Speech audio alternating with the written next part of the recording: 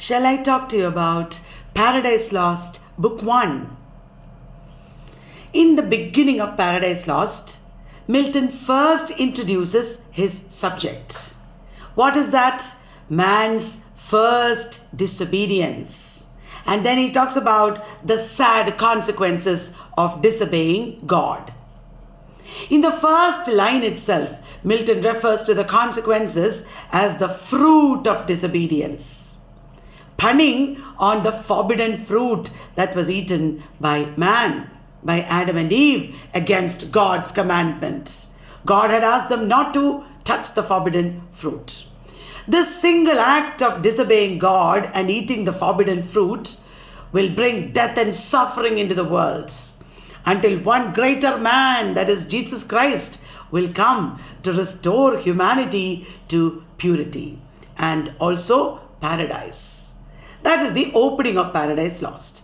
Milton then goes on to invoke the muse, but clarifies that it is a different muse from the inspirational goddesses of ancient Greece. This is not the same muse that he is calling upon. He is asking the muse who inspired Moses to write Genesis of the Bible. That muse he is invoking to Paradise Lost, to make him write Paradise Lost. You know, that muse, according to Milton, is greater than the Greek goddess or the classical muse. So Milton hopes that this poem will achieve things yet unattempted in prose or rhyme. Whatever has been written in prose or rhyme till now, that is not what Milton is going to attempt to write here. He is going to write something totally new. And he associates his muse with the Holy Spirit. So the muse that Book 1 of Paradise Lost is invoking is the Holy Spirit. Holy Spirit is part of the Holy Trinity in Christianity, a force in the creation of the universe. He asks for the divine inspiration that he might assert eternal providence. He wants to show the greatness of God in his poem to justify the ways of God to men. You know, that is the professed aim of Paradise Lost. So till now in Book 1, he was talking about the prologue or the opening of Paradise Lost, Book 1. This is the introductory part. After this, Milton is asking his muse to describe what led Adam and Eve to disobedience. What is it that led Adam and Eve to disobey? Milton wants his muse to tell him about it. Muse does not talk to him, so he answers himself. He answers himself that they were deceived into foul revolt. Revolt against God is depicted as foul revolt. Who inspired them or who provoked them into revolt? It was the serpent, the evil, infernal devil, the devilish serpent. Satan was once an angel who aspired to overthrow God. You know, you should never do such things. When you are in a big position, you should never forget your roots. Satan forgot it. He aspired to overthrow God and started a war against God in heaven. This is something he should never have done. And then what happened? God defeated Satan. And his rebel angels, Satan, everybody is thrown out of heaven. This is the story that happened before Paradise Lost begins. Remember, Paradise Lost is an epic and it begins in medias res. So Satan and the fallen angels, they fall through an abyss. They fell for 9 days and then landed in hell. For 9 days, after they were thrown out of heaven, after 9 days, they landed in hell and they lay there stunned. They couldn't move. For 9 more days, they lie there. Like this, the poem introduces what happened before the beginning in medias res. The poem then focuses on Satan as he lies there dazed. He is lying in a lake of fire. But this lake of fire is not full of light. It is totally dark. You know, this is the consequence of rebellion, Satan's rebellion. Right next to him, who is lying? Beelzebub is lying. Beelzebub is Satan's assistant, second in command. And Satan is speaking to him first. So in Paradise Lost, even before we know God, we are meeting Satan. Satan is the first character to be really introduced in Paradise Lost. That is why eventually it was said that Satan is the real hero of Paradise Lost, and Milton is the devil's party without knowing it. It was William Blake who said that. Dryden was the first to suggest that Satan is the real hero of Paradise Lost. So Satan now speaks to Beelzebub, finally breaking the silence, the horrid silence. And Satan is now lamenting their current state. They're all lying here. They don't have any hope now. They have fallen from their previous glorious state. They were the main angels in heaven. Now they are nothing. He admits that he has been defeated. He knows, Satan knows that he has been defeated, but he does not regret waging war against God. He thinks that what he did is right. He never calls God by name. That is very important. He claims that his heavenly essence cannot be killed. Even though he is defeated, he cannot be completely killed. Satan still has a heavenly essence. As long as his life and will remains, Satan will keep fighting. That is what he is thinking. He is thinking that God is a tyrant. He will keep fighting against the tyranny of heaven. So Satan is justifying himself. He's justifying his own actions.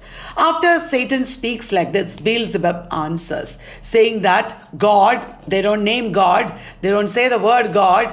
God seems to be omnipotent. He is so powerful, and he may have let the rebellious angels live so that they will suffer forever. Beelzebub is thinking that God is so powerful, and God let Satan and the angels live so that they will suffer forever. Satan does not say no to this. Maybe Satan agrees to this, but he is going to do ill forever. He is resolved to fight against God, to take revenge upon God. He wants to pervert God's works into evil. He wants to tempt God's creations, Adam and Eve is what he's meaning, into evil. Especially when God is trying to bring out good, Satan is going to go against it. That is what he determines to do. And Satan then suggests that they leave the burning lake and find shelter on a distant shore. He wants to go to a distant shore. All this is happening in Book 1 of Paradise Lost. Milton then describes the terrible size and appearance of Satan's body. He is describing Satan's body, which is like a whale or a Greek titan floating on the waves. Satan is like a whale. Satan is like a titan. Titan is one of the older gods floating on the waves. Slowly, Satan drags himself from the liquid fire. This dark lake of fire, he's dragging himself from there, and Beelzebub is following him. They spread their wings and fly over the lake, and they go to a dry land. As they decided, they now go to a dry land.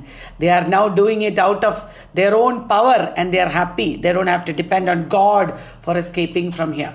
As all this is happening, Satan is lamenting. He is not happy. He is lamenting the desolation that he is in now. He is in such a mess, and he is comparing it to the glory of heaven. It was so grand. It was so beautiful in heaven. But then he accepts that the mind is its own place, and in itself can make a heaven out of hell and a hell out of heaven.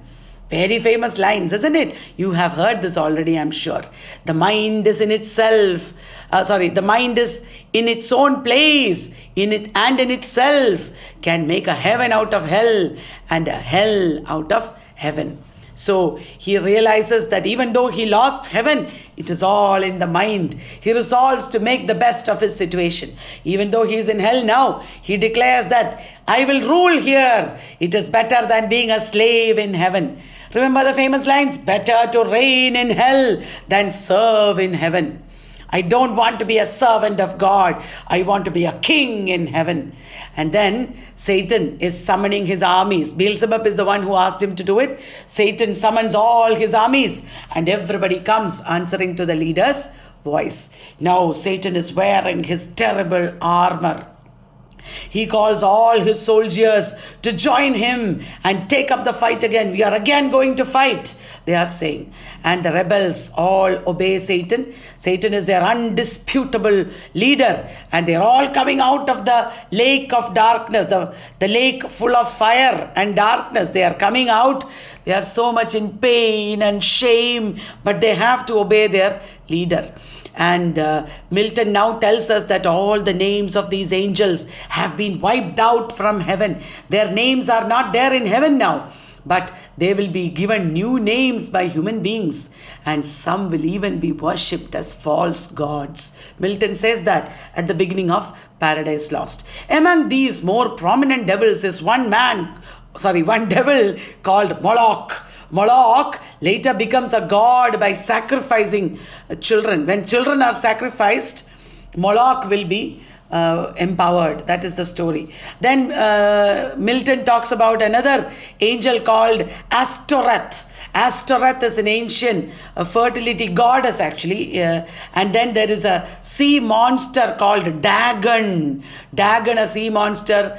And he is talking about the animal-headed Egyptian gods. All these he is talking about. He is listing out ancient Greek gods. They are all pagan gods. And lastly, he talks about a god called Belial. Belial is a very bad god, a very corrupt god, very lustful god. All these gods Milton lists out. They are all originally devils. Later they began to be worshipped as gods. All these are fallen angels, and they are given hope by Satan's willpower and strong words and strong appearance. They are all ready to follow Satan. They all follow Satan. They are all dressed in armor and they are ready to fight. Their banners are raised. Banners means the flags are raised. And it's a very great spectacle that all of them create. Now Satan is encouraged by the sight of his armies, his legions, and they are very magnificent to look at. Satan's army is very magnificent, more than any human army or more than any later wars. And Satan feels a slight remorse, however, for causing the suffering of so many millions. So many millions of angels are now suffering because of Satan. He feels slight remorse, but then he is determined to win. He is determined to proceed and win. He addresses his armies and he determines to continue fighting against God. He will be there for them. He is ready to lead the army. His only question is how to win the war. He will use more deceit. He will use more cheating. He says that God had talked about creating a new world. God had talked about creating new things, and the devils might go there and make them their home. This is the indication that the devils have now come to the earth. The earth is the home for devils. When Satan speaks like this, all the rebels draw their swords. They are flaming because of fire. They draw their swords and they determine to fight with Satan. They are all ready to go against God and heaven. This is how they determine. Then they all fly to a nearby hill. There is a nearby hill. They all fly there. They begin to dig the earth, unearthing gold and other minerals and things like that. They are bringing out from the earth.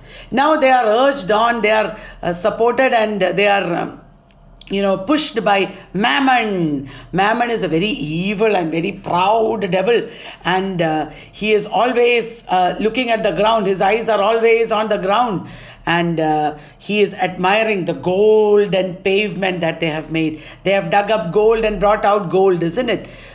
Milton says, do not admire gold. Do not have any desire for gold, because it is very bad. It will only corrupt you. Milton warns us at that point. So all the devils, all the fallen angels have supernatural gifts. They create a massive temple In a very short time, they create a huge temple. This temple is larger than the pyramids of Egypt. It is more magnificent than any temple that human beings have ever built. This is so huge and great. And who is the leader, the architect of this temple? It is Mulciber. And what is this temple? It is the palace of Pandemonium, where Satan is going to reign. Pandemonium, all demons. Pandemonium means all demons. Mulciber is the architect of Pandemonium, all devils. That is the name they give to this temple. All the devils can change size and shape, so they shrink.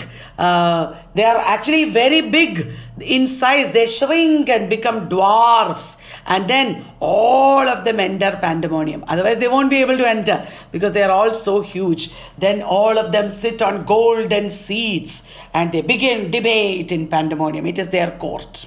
In book 2, you will see Satan opening debate in Pandemonium. So this is the opening of Paradise Lost. This is book 1 of Paradise Lost. I hope you enjoyed.